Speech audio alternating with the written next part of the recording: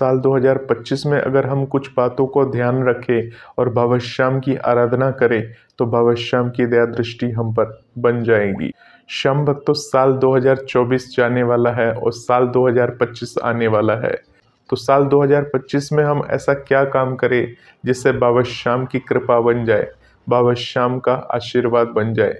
श्याम भक्तों, बाबा श्याम को खुश करने के लिए, बाबा श्याम को प्रसन्न करने के लिए हम बाबा श्याम को मनाने के लिए तरह तरह के काम करते हैं, तरह तरह के उपाय करते हैं। यहाँ तक कि बाबा श्याम को अर्जी अरदास अपने तरीके से हम लगाते हैं ताकि बाबा श्याम की कृपा हमारे परिवार पर बन जाए। सभी श्याम भक्तों को जय श्री श्याम। श्याम भक्तों, कैसे हैं आप सभी? उम्मीद करते हैं अच्छे ही होंगे। तो श्याम भक्तों, इस वीडियो के माध्यम से नए साल में हमें क्या काम करने चाहिए, इसके पूरे 7 पॉइंट आज बताने वाला हूं, जिससे कि बाबा श्याम की कृपा हम पर बन जाए।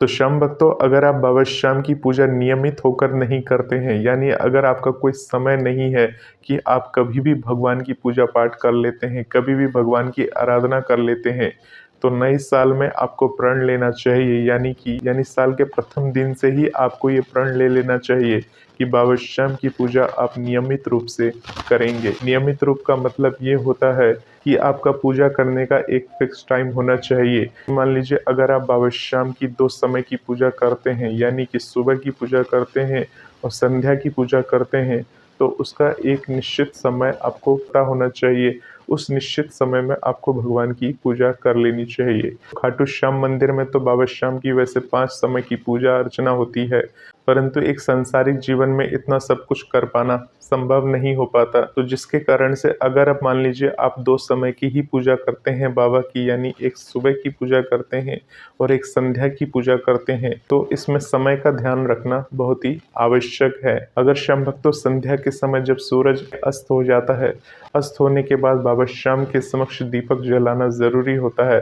अपने घर में दीपक प्रज्वलित करना आवश्यक होता है, जिससे सकारात्मक ऊर्जा का संचार हो सके। और इस तरह से नियमित होकर हमें संध्या के समय भी पूजा अर्चना कर लेनी चाहिए। प्रभु के भोग का विशेष ध्यान रखना चाहिए। प्रभु को हमेशा सात्विक भोजन का ही भोग आपको लगाना चाहिए। अगर आपके घर में सात्विक भोजन नहीं बना है तो आप प्रभु को फलों का भोग लगा सकते हैं या गाय के कच्चे दूध का भी आप भोग लगा सकते हैं। तो इस तरह से श्याम भक्तों, पहले नियम के अनुसार आपको नियमित होकर पूजा पाठ कर लेनी चाहिए। श्याम भक्तों, यहाँ पर नियमित का मतलब होता है एक निश्चित समय के अंदर पूजा पाठ कर लेनी चाहिए। बहुत सारे लोग सुबह की पूजा 7 बजे भी करते हैं, बहुत सारे लोग सुबह की पूजा 10 बजे भी करते हैं, और यहाँ तक कि बहुत सारे लोग सुबह की पूजा सुबह के 11:30 या दोपहर के 12 बजे तक भी करते हैं। तो ऐसे नियमों को आपको बदलना होगा। अगर आप बाबा श्याम की सुबह पूजा करते हैं तो कोशिश करिए ज़्यादा लेट ना हो। समय निश्चित करके एक डिसिप्लिन के साथ आपको भगवान की पूजा पाठ करनी चाहिए। श्याम भक्तों, दूसरे नियम के अनुसार अगर आप बाबा श्याम की पूजा पाठ करते हैं तो बाबा श्याम की पूजा पाठ के दौरान बाबा श्याम का मंत्र होता है, बाबा श्याम का चालीसा होता है, बाबा श्याम की श्याम 84 का पाठ होता है।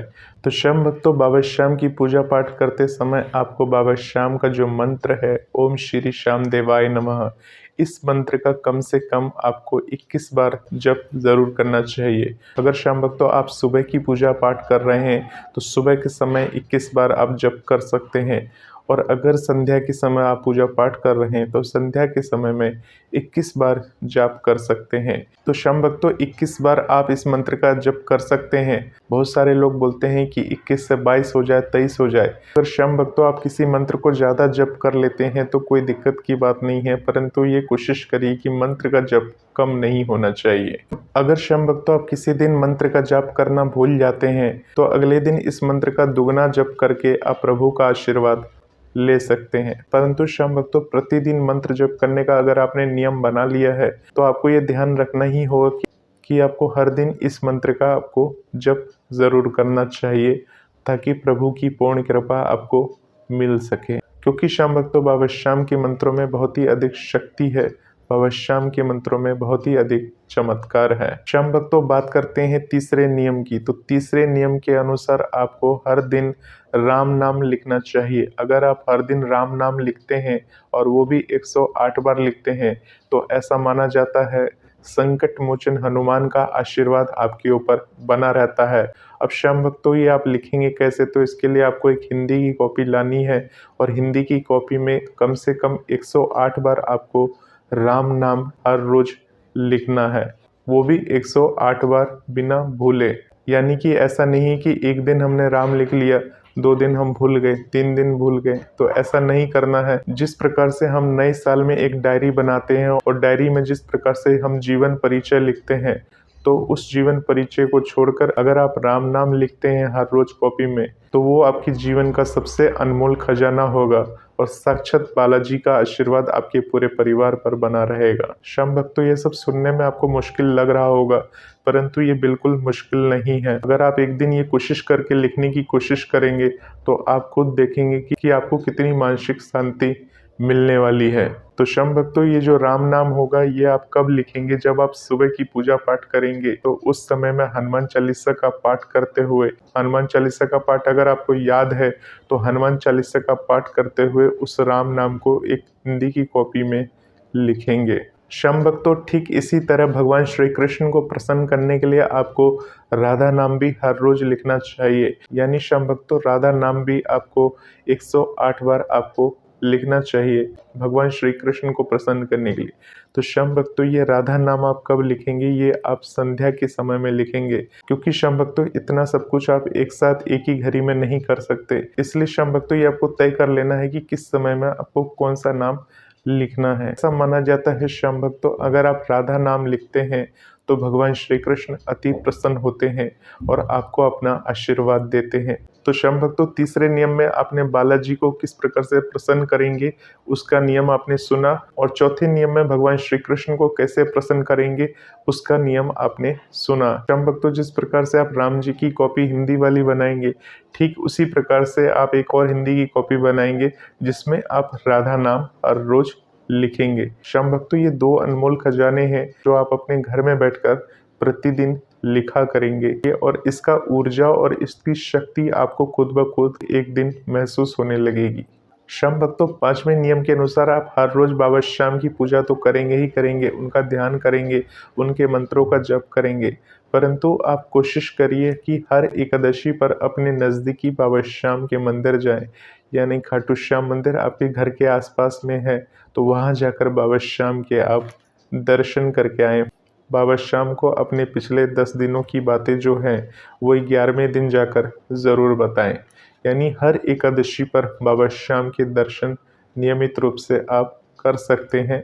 अगर आपको समय मिल जाता है, कोई अर्जेंट काम नहीं है, तो आप ज़रूर बाबा श्याम के दरबार में जाकर बाबा श्याम के समक्ष अपनी हाजिरी लगा सकते हैं। श्याम भक्तों इस बीच में अगर आप बीमार पड़ जाते हैं या अगर आप बाबा के दरबार नहीं जा पाते हैं तो बाबा तो सब जानते हैं। बाबा श्याम आपको ऐसी शक्ति देंगे, बाबा श्याम आपके ऊपर अपनी ऐसी कृपा करेंगे, बाबा श्याम आपके नियम को टूटने नहीं देंगे। अगर किसी प्रकार से आप बाबा श्याम के दरबार नहीं आ पाते हो या नज़दीकी श्याम मंदिर में नहीं जा पाते हो तो आपको निराश होने की बिल्कुल भी ज़रूरत नहीं है। बाबा श्याम का खाटू धाम से नियमित रूप से आरती आती है।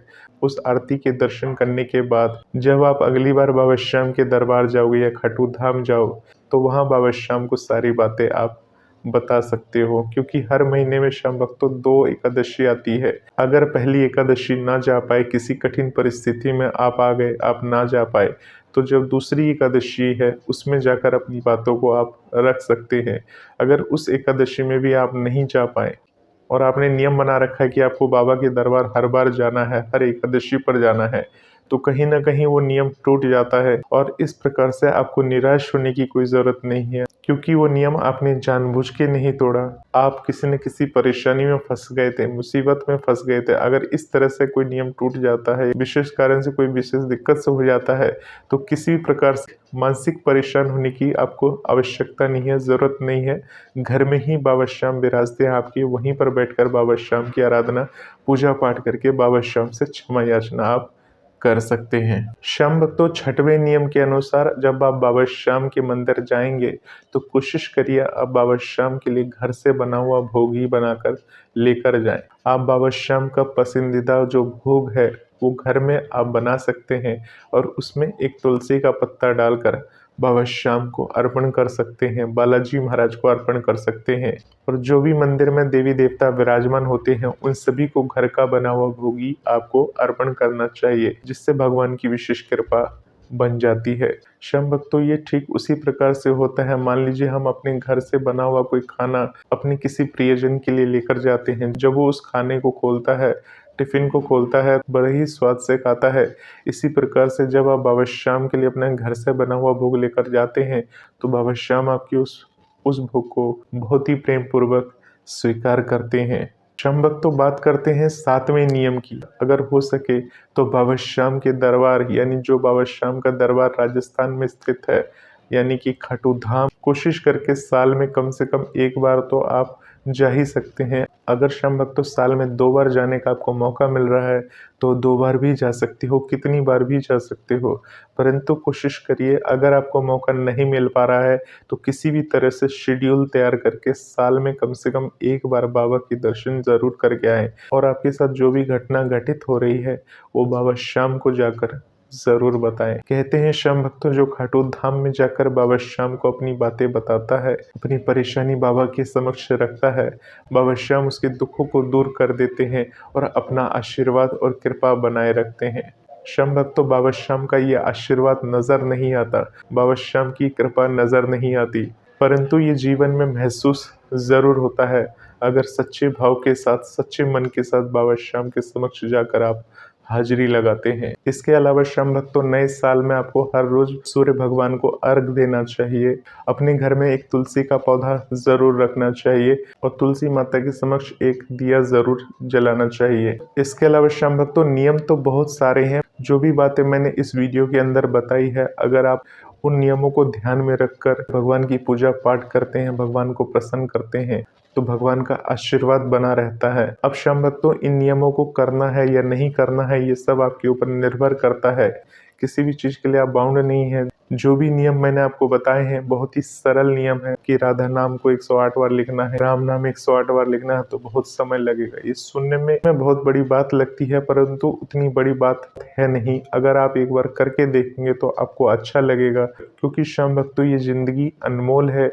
फिर आपको लाइफ में दोबारा ये समय मिले या ना मिले, अगर आप इतना कुछ फॉलो करके चलते हैं और नियमित रूप से चलते हैं तो यही जिंदगी के साथ रहती है और यही जिंदगी के बाद भी रहती है, जो कि हमारी जिंदगी के लिए एक सच्चा खजाना है, एक सच्ची भक्ति है, जो कि हम ईश्वर को समर्पित कर देते हैं। तो होपफुली श्याम भक्तों, पूरी बात आपको समझ में आई होगी। ऐसे ही बातों को हर रोज सुनने के लिए, बाबा श्याम से जुड़े रहने के लिए इस चैनल के साथ बने रहें। अगर आपकी कोई प्रश्न है तो आप कमेंट बॉक्स के माध्यम से हमसे पूछ सकते हैं। मिलते हैं श्याम भक्तों एक नए वीडियो के साथ, तब तक के लिए आप सभी श्याम भक्तों को जय श्री श्याम।